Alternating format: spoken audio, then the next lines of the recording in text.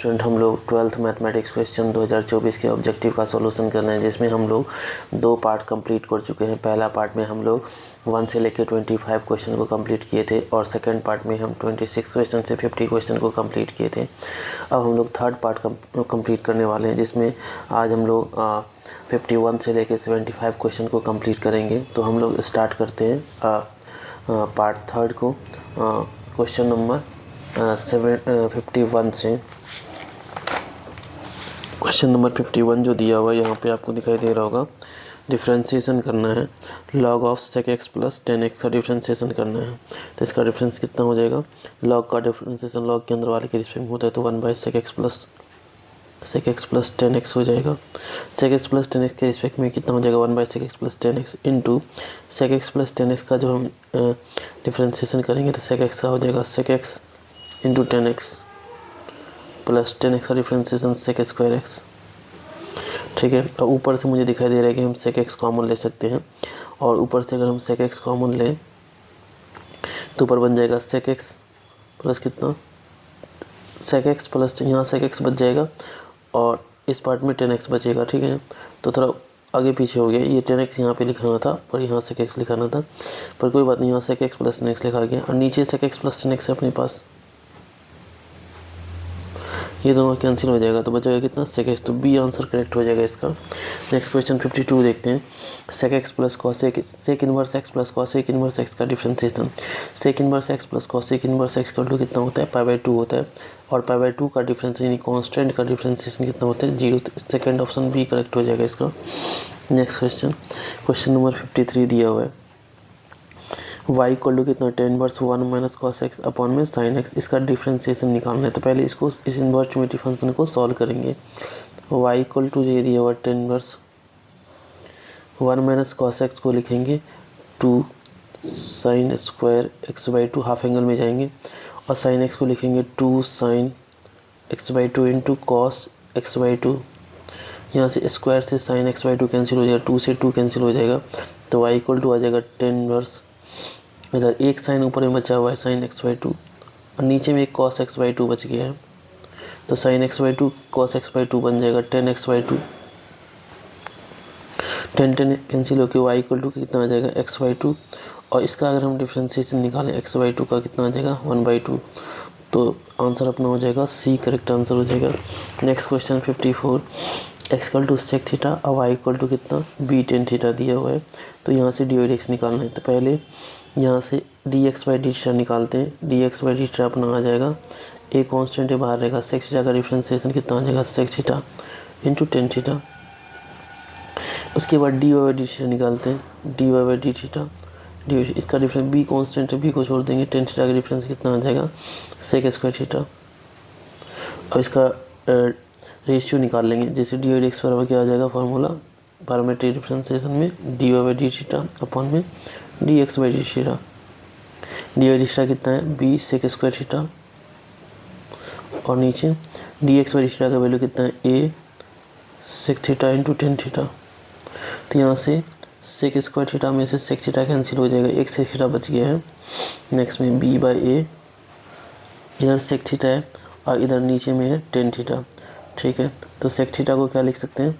1/cosec square theta into tan theta को नीचे में क्या लिखेंगे? 1/ कितना? tan, नीचे में tan थीटा है तो 1/ कितना लिखेंगे? sin थीटा इंटू कितना? cos theta. cos से cos कैंसिल हो जाएगा, ठीक है ना? ठीक, तो कितना आ जाएगा यहाँ से? sin ये tan थीटा है यहाँ पे, ठीक है, तो tan थीटा यहाँ पे dx/d sec थीटा इंटू कितना? tan थीटा, और sec थीटा यहाँ पे, तो एक sec थीटा नीचे आ गया तो cos थीटा बन गया। cos स्क्वायर नहीं cos थीटा, तो ये cos कैंसिल ही हो जाएगा, क्योंकि एक साइन तो कैंसिल, तो cos ही आता है। ऊपर में sin थीटा ऊपर जाके b/a, sin थीटा ऊपर जाएगा तो cosec थीटा, तो cosec b/a cosec थीटा, ये बी आंसर करेक्ट हो जाएगा, ये B answer. Next question number 55 देख रहे हैं।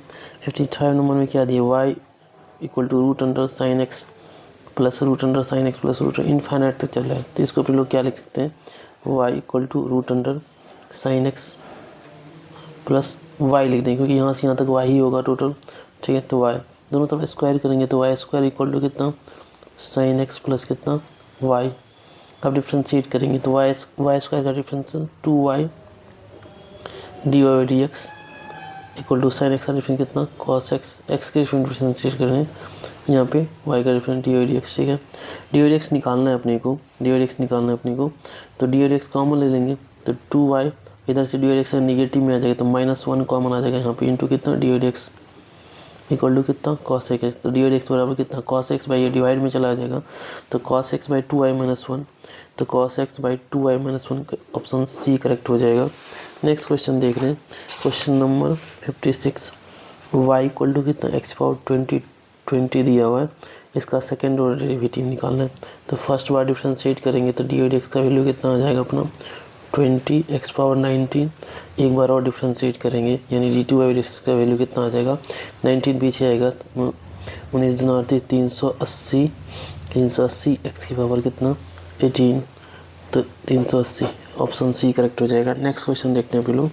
नेक्स्ट क्वेश्चन में दिया integration of root under 1 + cos x, तो 1 + cos x cos 1 + cos 2x का 1 + cos 2x बराबर कितना होता है 2 cos square x, 2 cos square x का इंटीग्रेशन करना है तो √2 बाहर चला जाएगा और cos स्क्वायर x का रूट क्या आ जाएगा cos x इंटू dx, और cos x का इंटीग्रेशन कितना आ जाएगा sin x, तो sin x + c, तो √sin x + c, B answer correct हो जाएगा। नेक्स्ट क्वेश्चन दिया हुआ है कितना log x/x का इंटीग्रेशन करना है तो log x को t मानेंगे, log x को अगर t मानते हैं तो log x को डिफ्रेंशिएशन log x को t मानते हैं तो log x difference 1/x into dx बराबर कितना dt, तो 1/x dx के बदले dt लिखेंगे तो क्या लिखेंगे यहाँ पे, और log x को t मानते तो t इंटू 1/x dx को dt यानी dt आ गया। अब इसका इंटीग्रेशन करेंगे तो t² 2 प्लस का c, और t का मान कितना रखना है log x, तो कितना आ जाएगा 1/2 log x का स्क्वायर प्लस c आंसर हो जाएगा 1/2 log x का स्क्वायर बाई 2, यानी ए आंसर करेक्ट हो जाएगा। क्वेश्चन नंबर 59 देख रहे हैं, integration of cos √x by √x, तो √x एंगल में जो उसको t मान लेंगे √x को, तो √x को t मानते हैं तो √x का डिफरेंस कितना आ जाएगा 1/2 √x dx बराबर कितना dt। ठीक है, तो 1/√x बराबर कितना आ जाएगा 1/√x dx बराबर 2 dt। ठीक है, तो 2 dt आ गया अपना, ठीक है 1/√x का, और इसको √x को t माने तो इंटीग्रेशन क्या आ जाएगा cos t, और 1/√x dx के बदले कितना 2 dt, 2 बाहर लिखेंगे dt यहाँ पे, cos t का इंटीग्रेशन कितना sin t, तो यहाँ पे sin t + c, और t का वैल्यू कितना रखना है √x, तो 2 sin √x, तो 2 sin √x कौन सा ए आंसर करेक्ट हो जाएगा।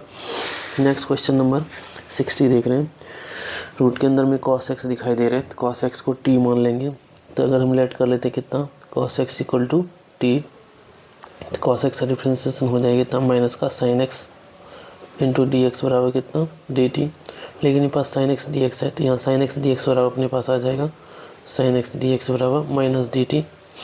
ठीक है, तो अब इसका इंटीग्रेशन sin x dx के बदले -dt लिखेंगे, और रूट के अंदर में जो cos है उसको t माने तो इंटीग्रेशन हो गया √t, माइनस बाहर कर लेते हैं dt यहाँ पे, तो 1/√t का इंटीग्रेशन t का मतलब √t का मतलब t के पावर कितना 1/2, तो माइनस t के पावर 1/2, 1/t का इंटीग्रेशन कितना आ जाएगा t पावर 1 ऐड करेंगे 3/2 बाई कितना 3/2।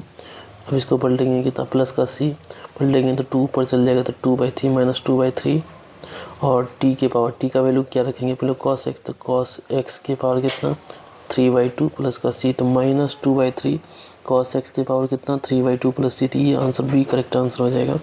नेक्स्ट क्वेश्चन अपने को क्या दिया हुआ है, the slope of tangent to the curve इतना एट x इक्वल टू 0, तो स्लोप ऑफ टेंजेंट निकालना है कहाँ पे एट x इक्वल टू 0 पे, तो इसको डिफ्रेंशिएट करेंगे तो dy/dx का वैल्यू हमको निकालना है 0 पे, x इक्वल टू 0 पे क्या होगा, तो पहले इसका डिफरेंस कितना आ जाएगा 4x + 3 cos x का डिफरेंस कितना आ जाएगा sin x का डिफरेंस कितना आ जाएगा cos x। अब यहाँ पे 0 पुट करेंगे तो 4 × 0 + 3 × cos 0, तो 4 × 0 0 के cos 0 कितना 1, 3 × 1 यानी 3 आंसर, तो ऑप्शन ए करेक्ट हो जाएगा। नेक्स्ट क्वेश्चन में क्या दिया, the rate of change of area of circle, area of circle क्या होता है πr², तो रेट ऑफ चेंज किसका पूछ रहे हैं rate of change area of circle का with respect to radius, radius के रिस्पेक्ट में एट कहाँ पे r इक्वल टू 6, तो इसका रेडियस के रिस्पेक्ट में रेट ऑफ चेंज निकालते हैं, तो इसको डिफ्रेंशिएट करेंगे तो पाई ए का वैल्यू कितना है πr², तो इसका मतलब इस साइड इधर भी पाई बाहर, D R by D T दोनों साइड लगा दें, पाई बाहर D R square by D R, R के रिस्पेक्ट में डिफ्रेंशिएट कर दिए दोनों साइड, ठीक है। तो D A by D T, D A by D R, sorry D A by D R बराबर कितना, पाई आर स्क्वायर का कितना 2r, और कहाँ पे निकालना है, आर इक्वल टू 6 पे, तो D A by D R at R equal to 6 कितना आ जाएगा, पाई इंटू 2 इंटू आर का वैल्यू कितना 6, तो 12 पाई आंसर, इन बी करेक्ट आंसर हो जाएगा। नेक्स्ट में नेक्स्ट 63 नंबर क्वेश्चन इधर देखते हैं।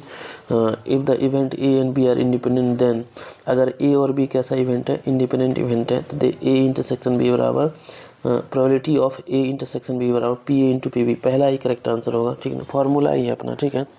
नेक्स्ट क्वेश्चन बोला कि the probability of drawing a king from A pack of 52 card, 52 card में से एक किंग को ड्रॉ करना है, तो उसकी प्रोबेबिलिटी कितना होगा। तो एक पैक में कितना किंग होता है, 4, तो 4C1, और 4 किंग में से एक किंग चुनने का तरीका कितना, 4C1, और 52 पत्ती में से 52 कार्ड में से एक कार्ड चुनना है, तो कितना 52C1, 4C1 का वैल्यू 4, 52C1 का वैल्यू कितना 52, 13 चौके 52, 1/13, तो ये आंसर करेक्ट हो जाएगा। नेक्स्ट क्वेश्चन क्या दिया है, प्रोबेबिलिटी ऑफ पी ए का value 1/3, probability of P B का वैल्यू कितना 1/4, probability of A intersection B का वैल्यू 1/5, तो probability of B by A निकालना है। Probability of B by A का फार्मूला क्या हो जाता है, probability of A intersection B by probability of A, तो probability of A intersection B का वैल्यू यहाँ पे दिया हुआ है कितना 1/5, बाई प्रोबेबिलिटी ऑफ ए का वैल्यू यहाँ पे कितना दिया है 1/3, तो कितना आ जाएगा 1/5 इंटू कितना 3/1, यानी 3/5 हो गया, ठीक है। तो 3/5 यानी बी करेक्ट आंसर हो जाएगा। नेक्स्ट क्वेश्चन क्या दिया हुआ है, क्वेश्चन नंबर 36 में एक कॉइन इज टॉस 10 टाइम्स, एक कॉइन को 10 बार टॉस किया गया थी, तो एन का वैल्यू तो 10 हो गया, ठीक है। The probability of getting exactly 6 head निकालने की प्रोबेबिलिटी कितना हो जाएगा, तो आर का वैल्यू कितना 6 हो गया, तो 10C6 बराबर कितना, और हेड आने की प्रोबेबिलिटी कितना होती है 1/2, तो 1/2 की पावर कितना 6, और 1/2 की पावर कितना 0, टेल आने की प्रोबेबिलिटी कितना, टेल आने की प्रोबेबिलिटी कितना हेड आने की प्रोबेबिलिटी कितना 10C6 हो गया। 10 कॉइन में 8 बार सक्सेस हुआ, और फेल्योर कितना हो गया 4 टाइम्स फेल्योर हो गया, ठीक है ना।